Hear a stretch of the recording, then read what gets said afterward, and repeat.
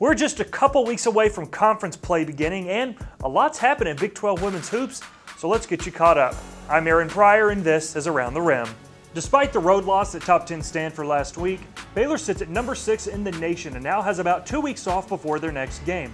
The Bears lead the country in multiple categories, including field goal percentage, field goal defense, rebounding margin, and their number 2 and 3-point field goal percentage. Baylor's schedule in the non-conference is as tough as anyone's, and coming into the season, Coach Mulkey knew that with this schedule, there would be something for her team to learn, regardless of the outcomes. I think it will make us better in the long run, regardless of the outcome. We're okay. Playing Stanford on the road, playing South Carolina on the road, we're going to play Arizona State at a reservation, play UConn at home. It will make us grow up, and it'll make us see just what the elite do, and if you want to be elite and stay at the elite level, this is who you have to play and how you have to play. The Bears play UT Rio Grande Valley before welcoming UConn to the Farrell Center on January 3rd. One player that seems like she's been around forever has been Iowa State's Bridget Carleton, and she continues to impress as she leads the team and ranks second in the league in points per game.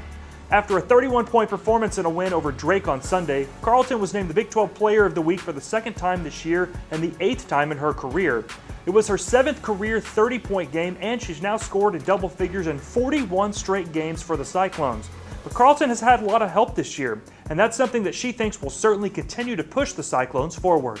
Yeah, we have a lot of great players, great newcomers. Our sophomores have learned a lot from their freshman season, some transfers. The freshmen now are gaining a lot of confidence. So yeah, we're excited because we're deep this year, and a lot of people can do a lot of different things. So I'm excited to see what we can do for sure. The Big 12 as a conference currently leads the country in scoring defense, and one of the teams that's heavily contributed to that is 8-1 TCU. The Horned Frogs are only giving up 51 points per game, and they're 8-1 for only the 3rd time in program history. I want to talk about Kianna here for just a second. The Austin native is in the top 25 in the country in 3-point field goal percentage and has played an integral part in TCU's backcourt since really her freshman season in Fort Worth.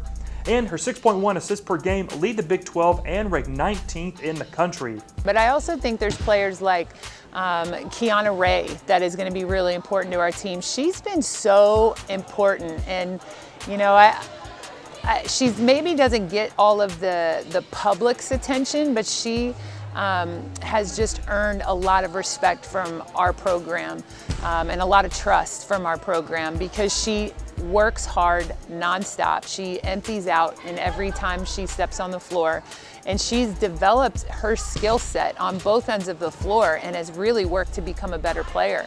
And finally, one final note here. Texas Tech under first-year head coach Marlene Stallings are currently 7-2 and have 2 of the top 3 leading scorers in the Big 12, as well as the top 2 leading rebounders in the league in Zuri Sanders and Brittany Brewer. Also, freshman Chrislyn Carr is the leading scorer in the Big 12 and was named the USBWA National Freshman of the Week after hitting 9 threes and dropping 35 in a win at Nevada. We're going to be covering Big 12 women's basketball right here all season long, so be sure to stay locked in for more Around the Rim. For the Big 12 Conference, I'm Aaron Pryor.